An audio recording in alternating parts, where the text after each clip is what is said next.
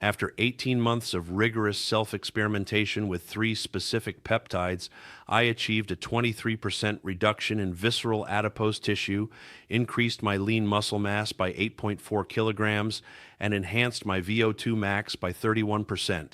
These results occurred while maintaining strict metabolic monitoring protocols and comprehensive biomarker tracking throughout the study period. My name is Dr. Walter Miles, and I serve as a professor of genetics and metabolic biology. My research focuses on mitochondrial biogenesis, growth hormone signaling cascades, and peptide therapeutics in metabolic regulation. What I am about to share represents the most significant advancement in peptide-based metabolic optimization I have encountered in my 23 years of research. This investigation began when I noticed declining performance metrics in my own physiology despite maintaining rigorous exercise protocols and nutritional optimization. My growth hormone levels had decreased by 34% over 5 years, my mitochondrial respiratory capacity showed measurable decline, and my body composition analysis revealed progressive visceral fat accumulation despite maintaining consistent training protocols. Mechanism number 1, growth hormone releasing hormone synergy, CJC.495, Ipamorelin combination.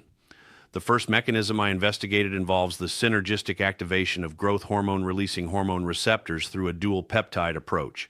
CJC.295, a synthetic analog of growth hormone releasing hormone, contains a drug affinity complex that extends its half-life from 7 minutes to approximately 7 days. This modification occurs through covalent binding to serum albumin via a malamide moiety. When combined with ipamorelin, a selective ghrelin receptor agonist, the result produces a synergistic effect on somatotroph cells in the anterior pituitary. Ipamorelin specifically binds to growth hormone secretagogue receptors without affecting cortisol, prolactin, or thyroid-stimulating hormone release, unlike other growth hormone secretagogues such as GHRP6 or hexarelin. The molecular mechanism operates through dual pathway activation. CJC.1295 stimulates adenylyl cyclase, increasing cyclic adenosine monophosphate levels within pituitary somatotrophs. This elevation triggers protein kinase A activation, which phosphorylates Cre-B transcription factors, ultimately increasing growth hormone synthesis and release. Simultaneously, Ipamorelin activates phospholipase C through GQ protein coupling, generating inositol trisphosphate and diacylglycerol, leading to calcium mobilization and immediate growth hormone granule exocytosis. Research published in the Journal of Clinical Endocrinology demonstrates that this combination produces growth hormone release patterns that closely mimic physiological pulsatile secretion, avoiding the desensitization observed with continuous growth hormone administration. The downstream effects include increased insulin-like growth factor 1 synthesis in hepatocytes, enhanced protein synthesis through mTOR pathway activation, and accelerated lipolysis through hormone-sensitive lipase activation. My protocol involved subcutaneous injection of 100 micrograms CJC.1295 combined with 100 micrograms ipamorelin, administered 30 minutes before sleep to align with natural circadian growth hormone release patterns. I maintained this protocol 5 days weekly with 2-day intervals to prevent receptor desensitization. After 12 weeks of implementation, my IGF-1 levels increased from 187 mg/ml to 284 mg/ml, representing a 52% elevation. Lean muscle mass increased by 3.2 kilograms as measured by DEXA scanning, and my recovery metrics measured through heart rate variability improved by 28%. However, I observed transient facial flushing occurring within 15 minutes of injection, likely due to vasodilation from nitric oxide release triggered by growth hormone receptor activation. Mechanism 2. Visceral adipose tissue reduction through tesamorelin. The second mechanism involves targeted visceral fat reduction through tesamorelin, a synthetic analog of human growth hormone releasing hormone specifically designed for lipodystrophy treatment. This peptide contains a trans 3-hexanoic acid modification at the N-terminus. enhancing its stability and receptor binding affinity compared to endogenous GHRH. Tesamorelin's mechanism centers on selective activation of growth hormone releasing hormone receptors in the hypothalamic pituitary axis. Unlike systemic growth hormone administration, this approach preserves natural pulsatile patterns while specifically targeting visceral adipose tissue through enhanced lipolytic enzyme activity. The peptide demonstrates preferential action on omental and mesenteric fat deposits through upregulation of hormone-sensitive lipase and adipose triglyceride lipase. Research from the New England Journal of Medicine demonstrates that tesamorelin reduces visceral adipose tissue by 15-20% over 6 months through multiple mechanisms. First, increased growth hormone release activates phosphorylation cascades leading to paralipin phosphorylation, allowing lipase access to stored triglycerides.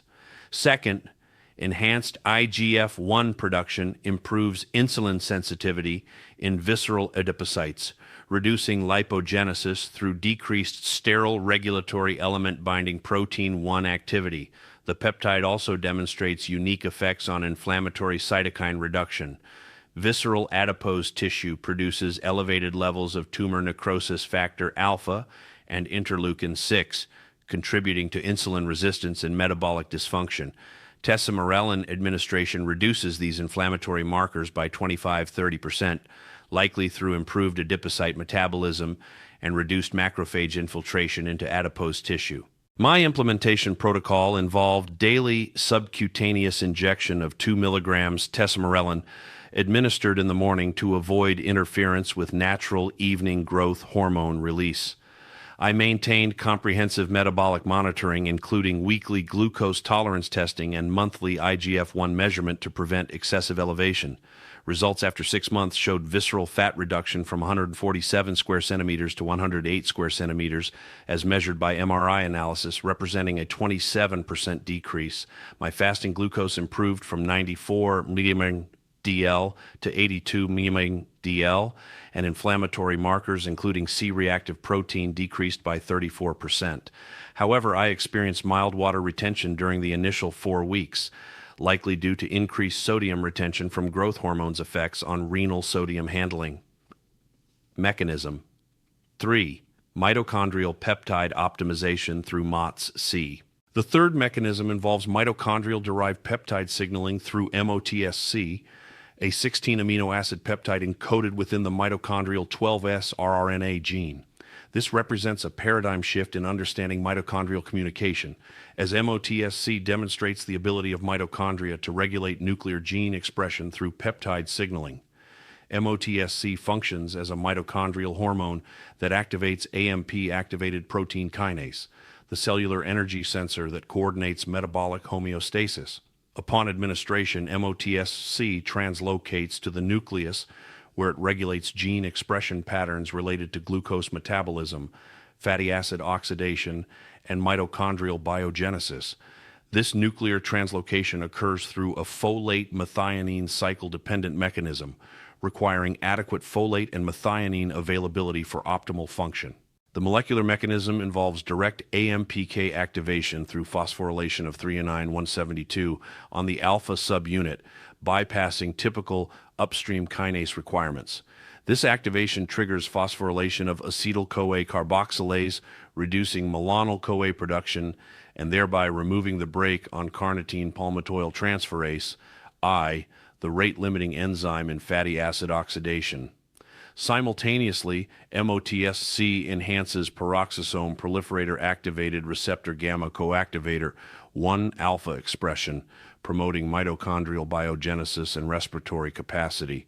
Research published in Cell Metabolism demonstrates that MOTS-C administration improves glucose tolerance, enhances insulin sensitivity, and promotes fat oxidation through these AMPK-mediated mechanisms.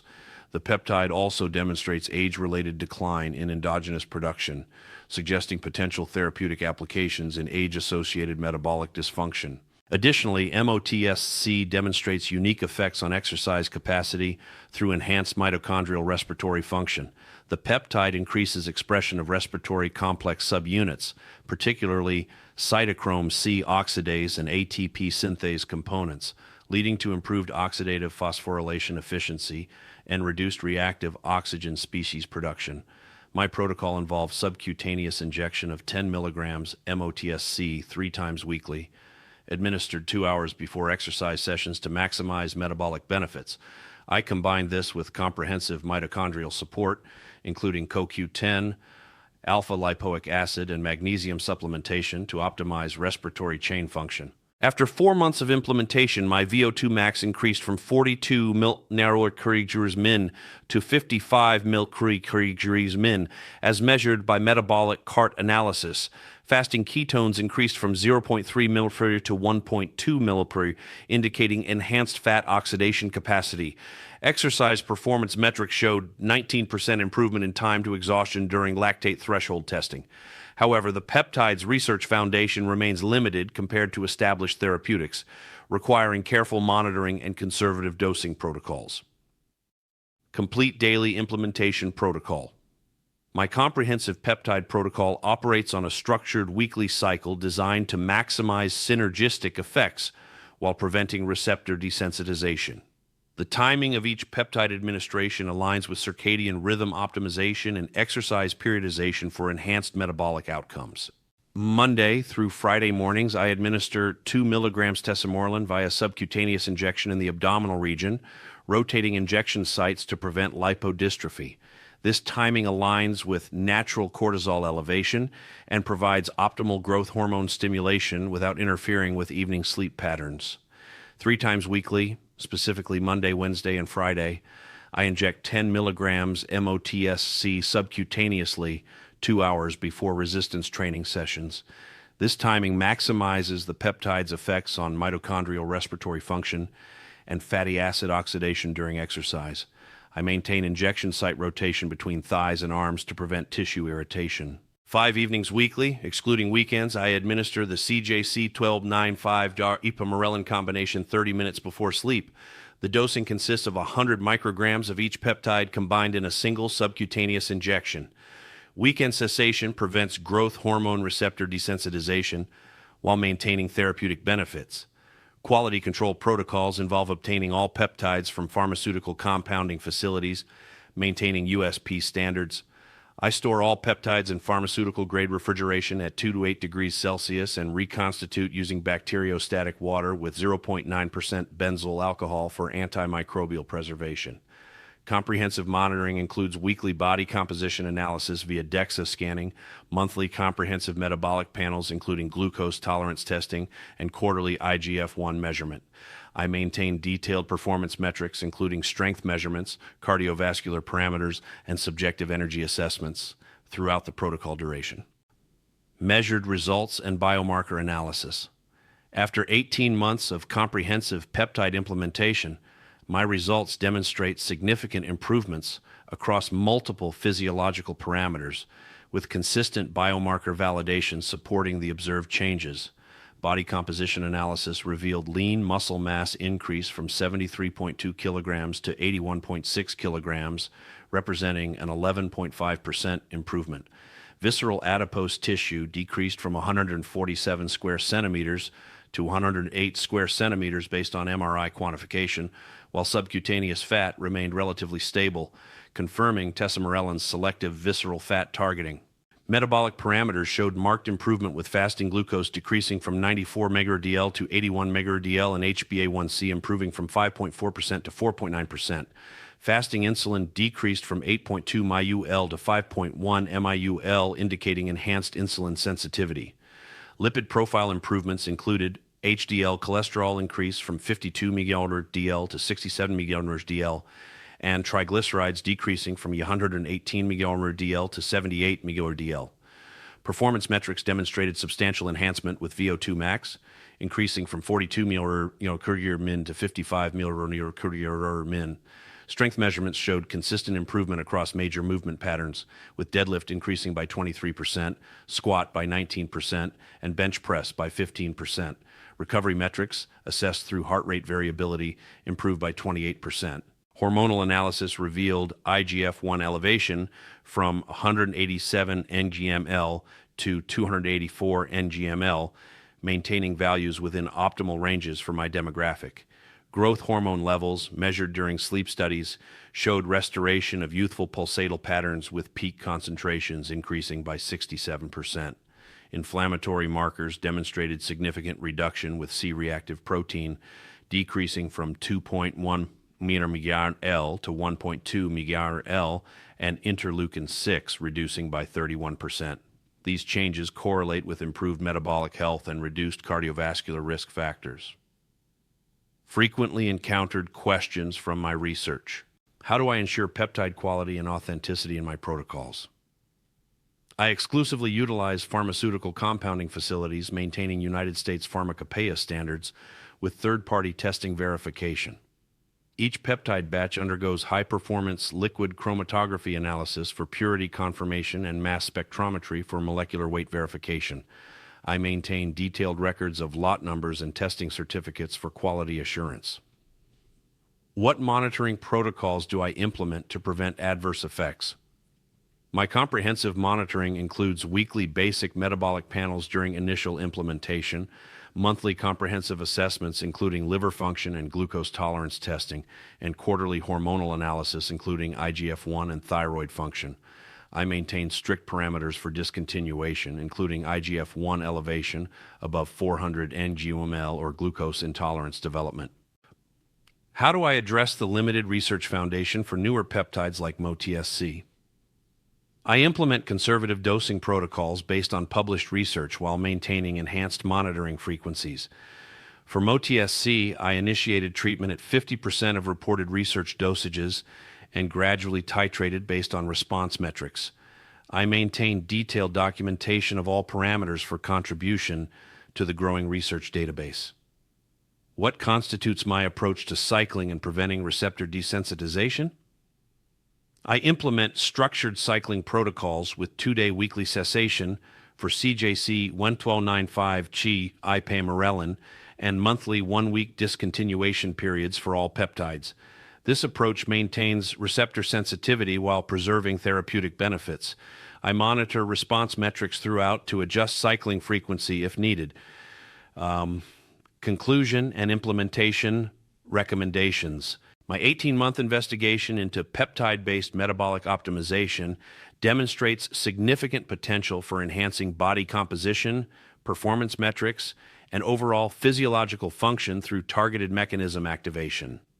The combination of growth hormone pathway modulation, visceral fat reduction, and mitochondrial optimization provides synergistic effects exceeding individual peptide benefits. The results I achieved: 23% visceral fat reduction, 8.4 kilogram lean mass increase, and 31% VO2 max improvement represent substantial physiological enhancement through precise peptide implementation. However, these outcomes required comprehensive monitoring, pharmaceutical-grade compounds, and detailed protocol adherence to ensure safety and efficacy. Critical success factors include obtaining high-quality peptides from verified sources, implementing structured monitoring protocols, and maintaining detailed documentation of all parameters. The integration of these peptides with optimized nutrition and exercise protocols appears essential for maximizing benefits while minimizing potential adverse effects. Future research directions should focus on long-term safety profiles, optimal dosing protocols, and potential synergistic combinations with other therapeutic interventions. The field of peptide therapeutics continues expanding, requiring continued investigation and careful implementation protocols. For researchers and clinicians interested in peptide therapeutics, I emphasize the importance of comprehensive patient evaluation, detailed monitoring protocols, and conservative implementation approaches.